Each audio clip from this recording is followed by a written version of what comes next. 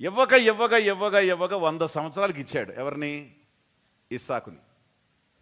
చక్కగా పిల్లోడు పెద్దోడయి చక్కగా ఆడుకుంటూ తిరుగుతున్నాడు. అందరూ చూసి నిజంగా మీ దేవుడు గొప్పోడు, మీ విశ్వాసం గొప్పది అని వాళ్ళని పొగుడుతున్నారు, వాళ్ళ దేవుడిని పొగుడుతున్నారు. పిల్లోడిని చూసి బొగ్గలు లాగుతున్నారు. అందుకని వాళ్ళు కూడా ఏమని పేరు పెట్టారు? నవ్వు అని పేరు పెట్టారు. వచ్చిన వాళ్ళల్లా నవ్వుతున్నారు, మీకు పిల్లోడా అని వాళ్ళు నవ్వుతున్నారు. కాబట్టి ఆయనకు ఏమని పేరు పెట్టారు? నవ్వు అనే పేరు పెట్టారు, ఇస్సాక్ అనే పేరు పెట్టారు. సరే, ఇప్పుడు చక్కగా తిరుగుతున్న అబ్రహాము కూడా వాగ్దాన పుత్రుడు దొరికాడు, వాగ్దాన పుత్రుడు వచ్చాడు. దేవుడు ఏదో సంకల్పం అంటున్నాడు, అని తెలియదు ఇదంతా సంకల్పం అంటున్నాడు. బిడ్డ దొరికాడు, దేవుడు ఇచ్చాడని చెప్పి సంతోషపడుతుంటూ ఆల్ ఆఫ్ ఎ సడన్ ఒక రోజు ఏమన్నాడు? నీ కుమారుణ్ణి అంటే తీసుకెళ్ళి ఇష్మాయిల్ని ఇచ్చేవాడే, నీకు ఒక్కగానొక్క కుమారుడు ఆయన ఇస్సాకుని ఏం చేయి, నేను చూపించు ఒక పర్వతం మీద దహన బలిగా అర్పించు. దహన బలిగా పేమెంట్స్ చెల్లించకుండా మీకు స్వాస్థ్యాలు రావు. మీరు పెట్టే డబ్బును బట్టే బెంగళూరులో ఇల్లు, ₹1,00,00,000 పెడితే త్రిబుల్ బెడ్రూమ్, లేదు 60 లక్షల కంటే పెట్టలేమంటే డబుల్ బెడ్రూమ్, ఇంకా 40 అంటే సింగిల్ బెడ్రూమ్. మీరు పెట్టేదాన్ని బట్టే మీ ఇల్లు, మీ పేమెంట్ని బట్టే మీ ఆశీర్వాదం. నీకొక్కగానొక్క కొడుకుని, అమితంగా నువ్వు ప్రేమించే కొడుకుని నువ్వు తీసుకొచ్చి ఏం చేయి? దహన బలిగా అర్పించేయి. దేవుని దగ్గర ఏమైనా ఆర్గ్యుమెంట్ చేశాడా? నువ్వు ఇన్ని సంవత్సరాలు 75 సంవత్సరంలో పిలిచావు, 25 సంవత్సరం వరకు నన్ను ఎదురు చూసేటట్టు చేశావు.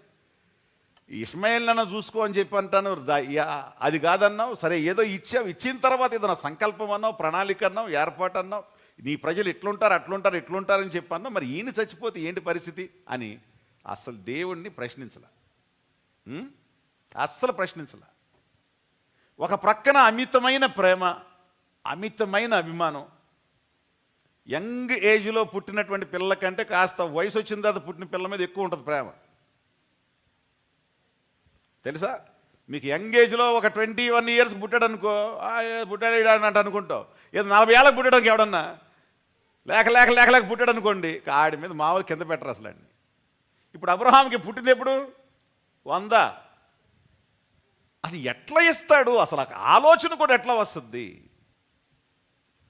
గుర్తుపెట్టుకోండి, నువ్వు మనుషుల సంగతులనే మనస్కరించుచున్నావు కానీ దేవుని సంగతులను మనస్కరించడు. దేవునికి ఒక ప్రణాళిక ఉంది నీ విషయంలో.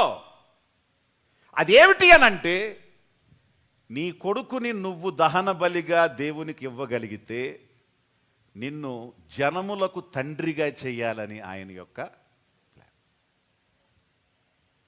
విశ్వాసులకు తండ్రిగా, జనములకు తండ్రిగా చెయ్యాలనే ఆలోచనతో ఇప్పుడు ఏమంటున్నాడంటే, నీ కొడుకుని తీసుకొచ్చి నాకేం చేయి? బలి చేయి.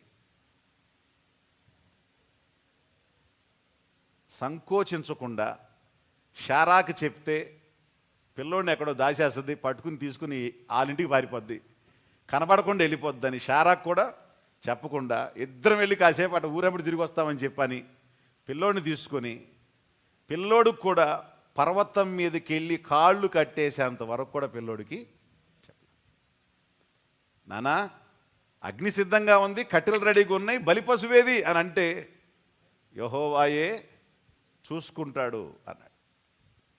యెహోవాయే. కానీ పౌలేమన్నాడు?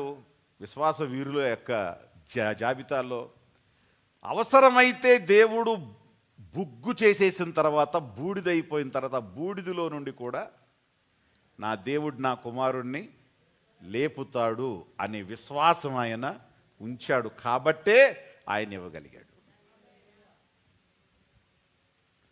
ఇప్పుడు ప్రణాళిక ఉంది కదా, ఇస్తారన్నాడు కదా, లేకుండా జరగదుగా ఇది. మరి ఇప్పుడు ఇచ్చేమన్నాడు, ఇచ్చేస్తారు. ఇచ్చిన తర్వాత ఏమవుద్ది? బూడిదైపోద్ది. మరి ఆ ప్రణాళిక నెరవేర్చడం మళ్ళీ రావాలి కదా. బూడిదలో నుంచి అయినా నా దేవుడు ఏం చేస్తాడు?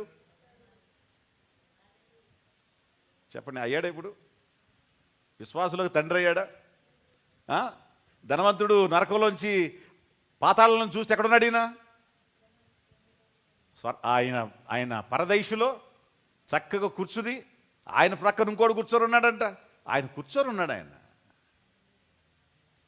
దేవుడు చెప్పాడు, అబ్రహాము నా స్నేహితుడు, నా స్నేహితుడు చేయబోయేది నేను చేస్తాను. ఎంతోమంది దైవజనులు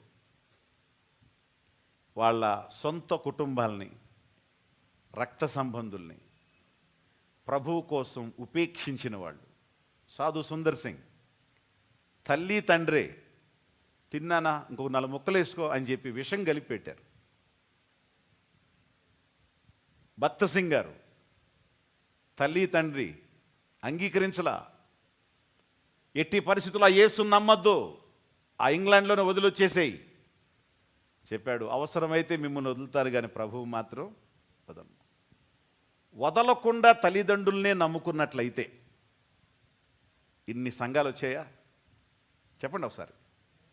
వదలకుండా తల్లిని గౌరవించాలి, తండ్రిని గౌరవించాలి, ఇది ప్రభువే చెప్పింది. ఇది ప్రభువు యొక్క ఆజ్ఞ, ఇది ధర్మశాస్త్రం. దీనికి మించి ఉంటుంది దైవ చిత్తం. కొన్నిసార్లు నువ్వు మనిషిలాగానే ఆలోచించొద్దు, నువ్వు మనిషి సంబంధంగానే ఆలోచించొద్దు. నా ప్రేమ, నా అభిమానం, నా నా నా ప్రొటెక్షన్, నా భద్రత, ఇది కాదు. దైవ ప్రణాళిక ఏమిటి అనేది ఒక్క స్టెప్ మీరు మించి ఆలోచించగలిగితే ఈ కాలపు అబ్రహాములు మీరే అవుతారు.